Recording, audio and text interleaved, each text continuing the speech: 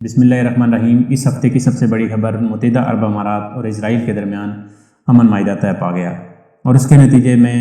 بہت سارے ممالک کی طرف سے شدید رد عمل آیا اور بہت سارے ممالک نے اس کو بہت ہی خوش آئند قرار دیا۔ ترکی، فلسطین، ایران اور پاکستان کی مذہبی جماعتوں نے اس کے خلاف شدید ری ایکشن ظاہر کیا، جبکہ دوسری طرف امریکہ، برطانیہ اور دیگر مغربی ممالک نے اس کو بہت ہی خوش آئند قرار دیا اور اس کو امن کی طرف ایک پیش قدمی قرار دیا۔ آئیے دیکھتے ہیں کہ یہ معاہدہ کیا ہے اور اس کے نتیجے میں اسرائیل کو اور متحدہ عرب امارات کو کیا فائدہ پہنچے گا، امریکہ کی اس میں کیا دلچسپی ہے، ترکی، ایران اور فلسطین کو اس سے کیا پرابلم ہوئی، پاکستان کی مذہبی جماعتیں اس پہ کیوں سراپا احتجاج ہیں، پاکستان اور سعودی عرب اس معاملے میں کیوں خاموش ہیں، اس سے فلسطینیوں کو کیا فائدہ ہوگا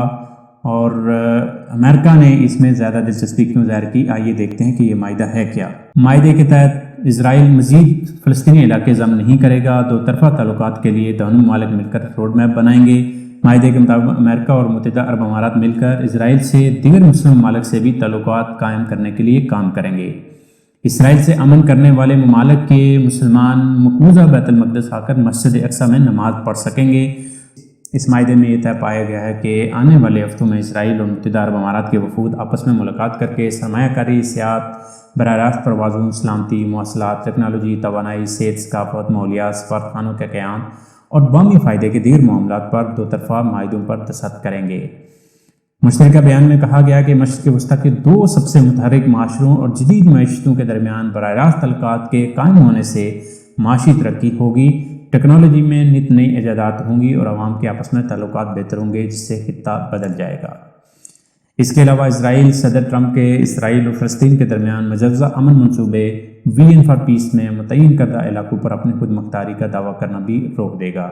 یاد رہے کہ صدر ٹرمپ اس منصوبے میں اسرائیل کی جانب سے غرب اردن میں یہودی بستیوں اور اسٹریٹجک اعتبار سے اہم وادی اردن کے اسرائیل میں انضمام کے اسرائیلی منصوبے کی حمایت کر چکے ہیں۔ برطانوی میڈیا کے مطابق معاہدے کے تحت اسرائیل مقبوضہ مغربی کنارے کے بڑے حصوں کو ضم کرنے کے اپنے منصوبوں کو معطل کر دے گا۔ خیال رہے کہ اب تک اسرائیل کے کسی خلیجی عرب ممالک کے ساتھ سفارتی تعلقات نہیں ہیں۔ جمعرات کو امریکہ کے صدر ڈونلڈ ٹرمپ، اسرائیل کے وزیر اعظم بنیامین نتن یاہو اور ابو ظہبی کے ولی عہد شہزادہ محمد بن زید نے ایک مشترکہ بیان میں اس امید کا اظہار کیا کہ یہ تاریخی پیش رفت مشرق وسطیٰ میں امن کے قیام میں مدد دے گی، اور اس معاہدے سے پوری دنیا میں ایک بحث چھڑ گئی۔ کیا یہ معاہدہ واقعی مشرق وسطیٰ میں امن لا پائے گا؟ کیا واقعی یہ معاہدہ فلسطینیوں کو کوئی فائدہ پہنچا پائے گا یا اس کے کوئی خفیہ مقاصد ہے؟ اس معاہدے کے اوپر برطانیہ، امریکہ اور دیگر مغربی ممالک نے بہت خوشی کا اظہار کیا اور خوش آئند قرار دیا اس کو، لیکن دوسری طرف ترکی، ایران اور فلسطین نے اس کے اوپر شدید احتجاج کیا اور پاکستان کی مذہبی جماعتوں نے اس کے اوپر احتجاج کیا، لیکن پاکستان کی حکومت اور سعودی عرب کی حکومت اس وقت خاموش ہے اور ایک بحث چھڑی کہ کیا پاکستان یا سعودی عرب اسرائیل کو تسلیم کرنے جا رہے ہیں۔ اس کے اوپر تو دونوں ممالک کی طرف سے بات آ چکی ہے کہ ہم اسرائیل کو تسلیم نہیں کرنے جا رہے، لیکن انہوں نے متحدہ عرب امارات اور اسرائیل کے درمیان ہونے والے اس معاہدے کے اوپر کوئی تبصرہ نہیں کیا۔ اس موقع پہ ترکی نے شدید احتجاج کرتے ہوئے اس امن معاہدے کو منافقانہ طرز عمل قرار دیتے ہوئے کہا کہ تاریخ اور خطے کے لوگ اس معاہدے کو کبھی فراموش نہیں کر پائیں گے۔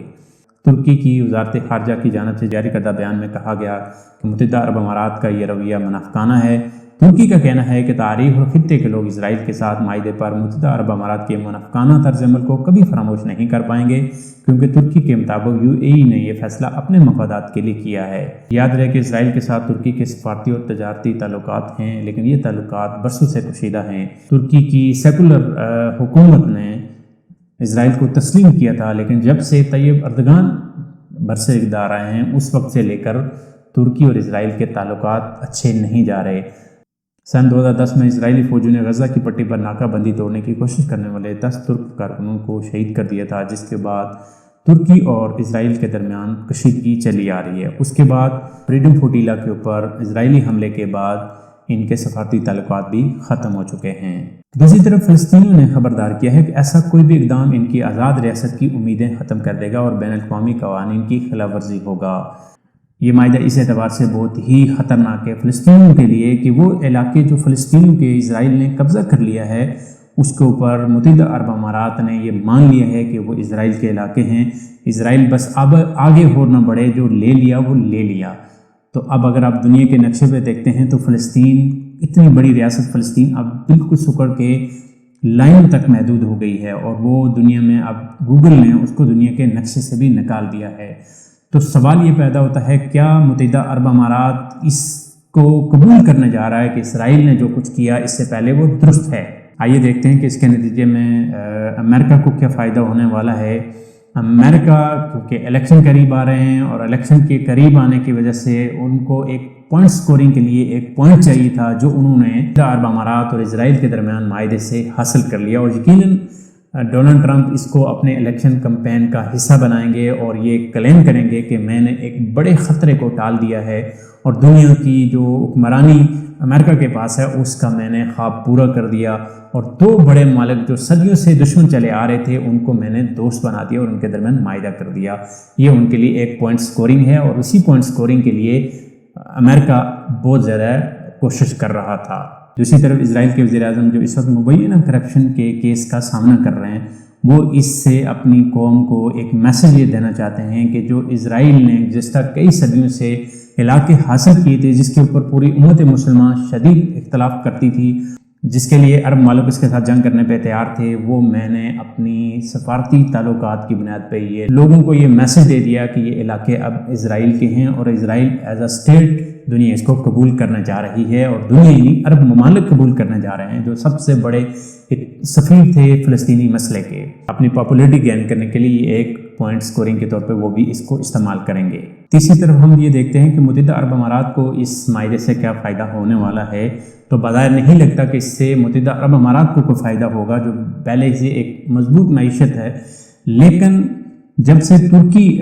ایک پاور حاصل کر رہا ہے اور اپنی امت مسلمہ کی قیادت حاصل کرنے کی ایک پوری جدوجہد کے اندر ہے، اور دنیا اس کو اپنی امت مسلمہ اس کو اپنا قائد ماننے پہ تیار ہے،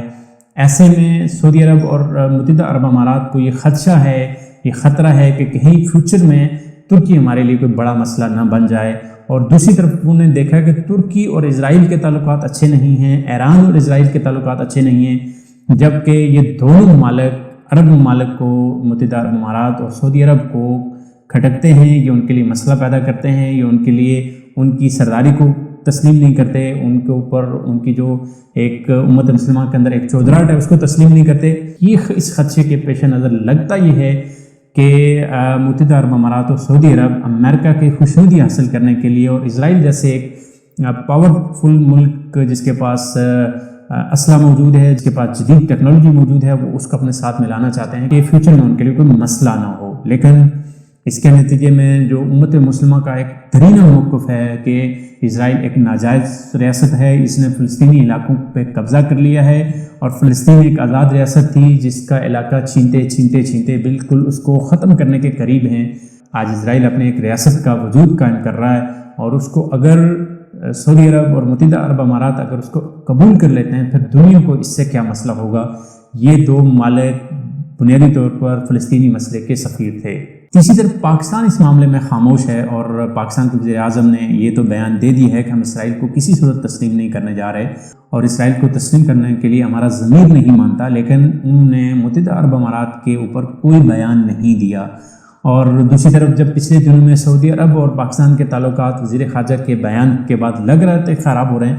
اس کے اوپر بھی وزیر اعظم پاکستان نے یہ بیان دیا ہے کہ ہمارے اور سعودی عرب کے درمیان کوئی تعلقات خراب نہیں ہیں، ہم برادر ملک ہیں اور ایک دوسرے کے ساتھ مل کے چلنے والے ہیں۔ اور دوسری طرف چیف آف آرمی اسٹاف کا سعودی عرب کا دورہ یہ اس بات کا اندیا دیتا ہے کہ جو وزیر خارجہ صاحب نے بیان دیا وہ محض ایک ہوائی تھی، اس کی کوئی حقیقت نہیں تھی، اس کا کوئی گورنمنٹ کا بیانیہ نہیں تھا، جس کے نتیجے میں سعودی عرب کے ساتھ پاکستان کے تعلقات ہیں۔ اور یقیناً پاکستان سعودی عرب اور متحدہ عرب امارات سے جن سے اتنا قرضہ لے چکے ہیں وہ تعلقات خراب نہیں کرنا چاہیں گے۔ لیکن سوال یہ پیدا ہوتا ہے کہ جو پاکستان کا درینہ موقف ہے،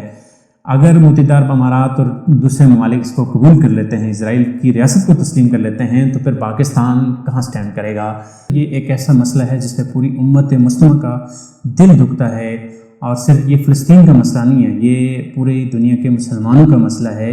کہ مسلمانوں کا پہلا قبلہ اول اس وقت یہودیوں کے قبضے میں ہے۔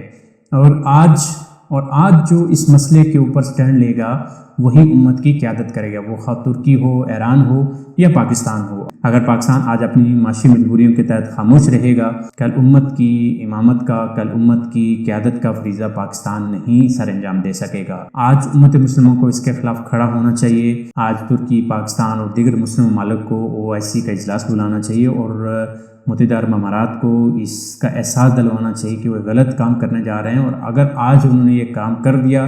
تو کل یہ مت سوچیں کہ اسرائیل اپنا قدم روک لے گا۔ وہ یقیناً وقتی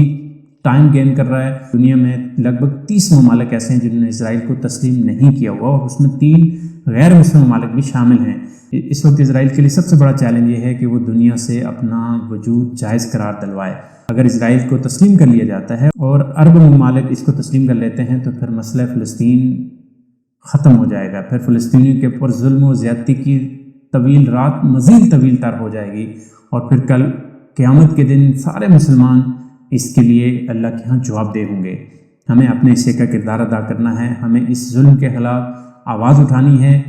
مسئلہ کشمیر ہو، فلسطین ہو، یا جہاں کہیں بھی مسلمانوں کے ساتھ ظلم ہو رہا ہو، اس کے خلاف آواز اٹھانا ہمارا بنیادی فریضہ ہے، اور صرف مسلمانوں کے ساتھ نہیں، جہاں کہیں بھی انسانیت کے اوپر ظلم ہو رہا ہو وہاں پہ آواز اٹھانا ہمارا بنیادی فرض بنتا ہے۔ ملیں گے ایک اور ویڈیو کے ساتھ، تب تک اجازت دیجیے، اللہ حافظ۔